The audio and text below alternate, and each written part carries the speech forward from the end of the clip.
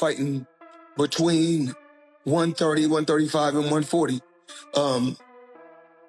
They stack, around that area. So, the two guys, well, the biggest puncher, I feel 35, would probably be Gervonta Tank Davis. Mm-hmm. But the most skillful fighter at 135 will be hands down Shakur Stevenson. Skill for skill, none of these guys can mess with me. Like, nobody. Mm-hmm. Like, and my skills is way better than, like, Floyd. Mm-hmm. Like, if I'm on my game. Skill-wise, nobody on TV that's fighting skills to me. Mm. No. Floyd Mayweather has spoken on why Gervonta Davis cannot beat Shakur Stevenson. Floyd suggested that Shakur is the best fighter in his division, with elite defensive ability and unmatched timing, giving him the tools to outclass Tank Davis. What is it about him? Because I know he have a lot of good attributes, but do you think he has enough power to sustain? Well, it's really all about skills. Pernell Whitaker wasn't a huge puncher, but he was, very exciting, very tough, and he fought everybody. And Shakur is trying to do the same thing. He want to fight the best they got out there. He's asking... Stevenson has also made it clear that he is fully confident heading into a potential fight with Gervonta Davis, even suggesting he has what it takes to dominate the matchup. You and Tank is a fight that should happen. It absolutely should happen, and I believe it will. I mean, you guys are both in charge of your career. I think it's a good style matchup. Like you said, the networks are out of the way. The promoters are out of the way. He's flexible, you're flexible. I don't see why it wouldn't happen. It's the best versus the best. Absolutely right. Let's make the best fight in boxing. And when you guys meet, how does that fight play out? Man, I ain't gonna give you no game plan. You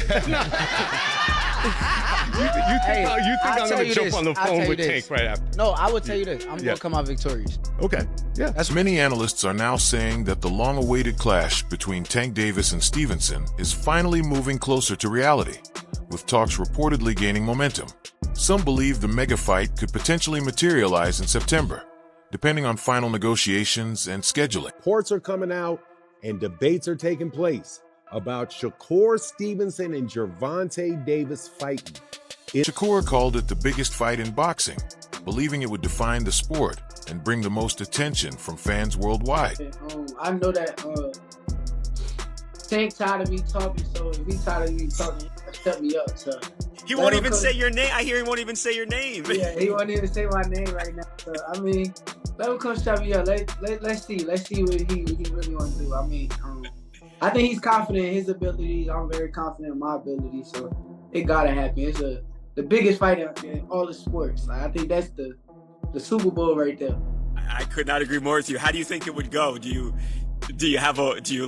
put him down? Do you beat him on the cards? How do you think it would wind up?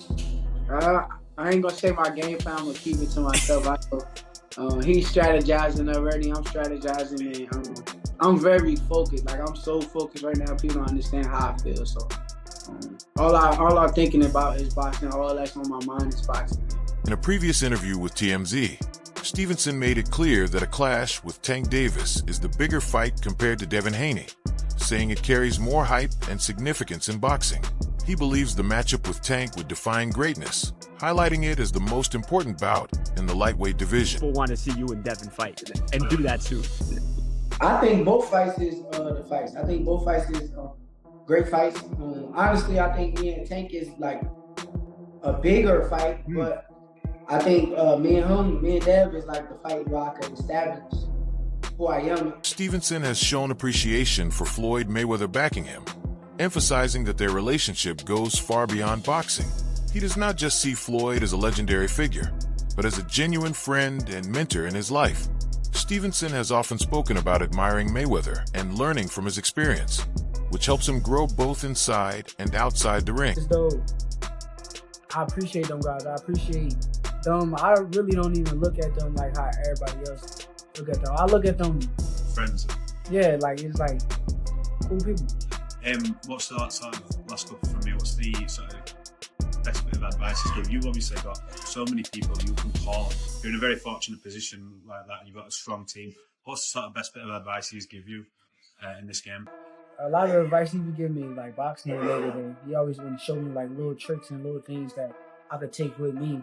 And that's why I Floyd heavy, because a lot of people be hating on him, but they don't understand he really like a real dude. And you know what's even crazier? A lot of people be seeing him like when he around, he come with like 15, 16 people.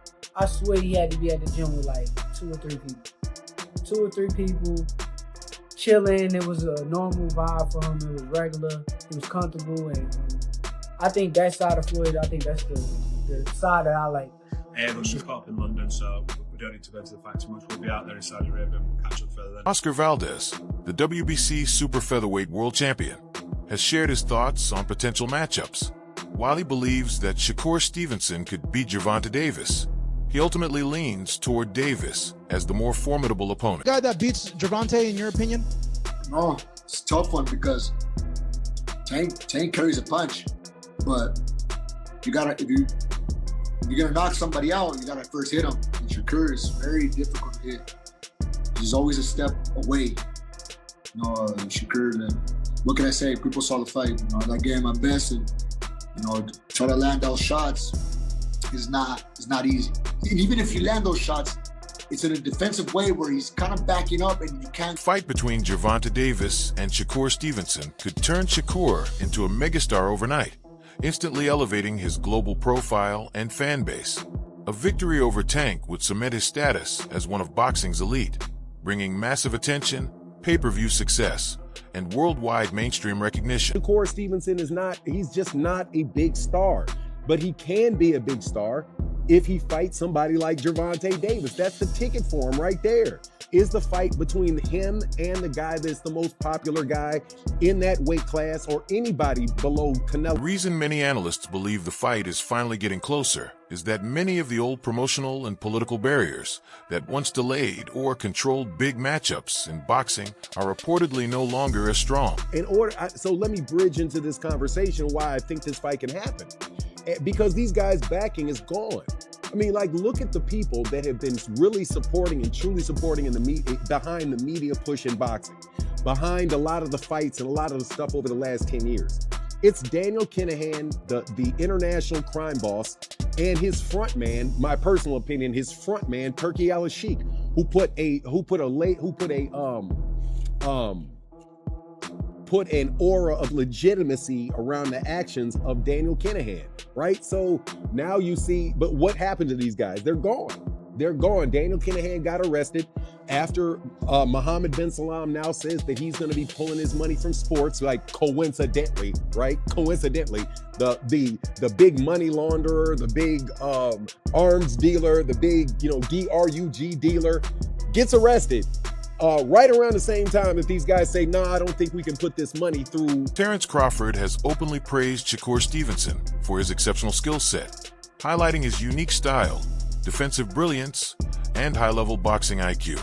Crawford has even suggested that Stevenson is so technically advanced that many fighters are hesitant to step into the ring with him. He described Shakur as unnatural, with a style unlike anyone else, emphasizing how difficult he is to figure out. Crawford says that Stevenson's elite defense, movement, and precision make him a high-risk opponent with little reward for many fighters. His ability to control distance and neutralize opponents often discourages aggressive matchups. This has fueled the perception that some boxers avoid fighting him not out of fear alone, but because he presents one of the toughest stylistic challenges in the sport today. Why certain fighters didn't want to take the chance to step in the ring with this fighter. He's great. A lot of people started saying, oh, he's a runner, he's this, he's that. Just to detour people from being excited to see him fight, because he's not knocking people out and all that crazy stuff, but they would see why people really don't want to get in the ring with him come tomorrow. I know you've shared the ring with him, sparring plenty of times.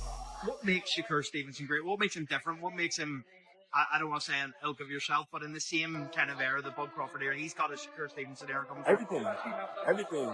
The offense, the defense, the poise, the rhythm, the distance, the timing, the punch placement, the react time.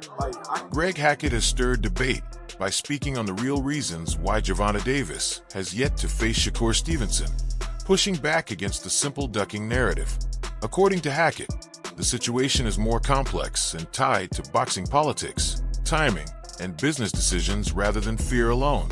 He suggested that Davis has been focused on high-revenue opportunities, including crossover events like the planned bout with Jake Paul, which many viewed as a lucrative spectacle rather than a competitive necessity. Hackett explained that promotional issues, network alignments, and career strategy often delay elite matchups even when fans demand them. He believes both fighters are on separate paths, financially and professionally, which has slowed negotiations. While critics continue to accuse Tank of avoiding risk, Hackett's view highlights how modern boxing is driven just as much by business as it is by competition. But to not fight Shakur? Yeah, he's saying he'll never fight Shakur, that he ain't gonna do him no favors, that he ain't gonna help him make no money because Shakur broke or something like that. Something along those lines. Yeah, I don't get all that. That's, you know what I mean? That's against the game. Like, you know what I mean? You at least owe that fight for the game. You know what I mean? You owe the rematch to Lamont for the game. But you owe Shakur for the game just because of the two style matchups, you know what I mean? But if he feel like he don't gotta fight him, guess what? We can't sit here and just go crazy about him. But it is kind of crazy. It is kind of corny, you know what I'm saying? If he not gonna fight Shakur, and if he's standing on it like, I'm not ever gonna fight you, I'm not doing you no favors, and all right. But then again, you know what? I don't know what them guys got going on. I don't know what they've been through personally, you know what I'm saying? But would I love to see that fight? Hell yeah. For a long time, fans have been clamoring for a Tank versus Shakur showdown, calling it one of the biggest and most anticipated fights that could be made in the sport. It is a clash between a power puncher known for explosive knockouts and a slick technician revered for his defensive mastery and boxing IQ. Shakur himself has openly called for the fight on numerous occasions, even stating in interviews that he would willingly put other opponents on hold if Davis agreed to face him next, showing just how much he wants that matchup to finally materialize. The rumors of Tank and Jake fight. Man, Tank disrespectful to the sport if he choose that over fighting with me. I'm the best fighter in the sport. I've been telling him that. And he called cap on it. So if you gonna call cap and say I'm not who I say I am, come prove it. I think it's dangerous for him to go back in there and fight Lamont. I think Lamont is a hell of a fighter. I can see that going left. So when Davis announced a fight with Jake Paul, which was later canceled, many boxing fans expressed strong disappointment and criticism, arguing that he had chosen a safer, more commercially driven spectacle instead of facing elite competition like Shakur Stevenson. Across social media, fans claimed the decision looked like a deliberate move away from a high-risk, high-reward matchup with Shakur, which the boxing community has heavily demanded. Critics pointed out that the Paul fight, widely viewed as a crossover exhibition rather than a serious competitive bout at the time, offered a huge payday with comparatively low sporting danger. This fueled accusations that Tank was prioritizing money over legacy.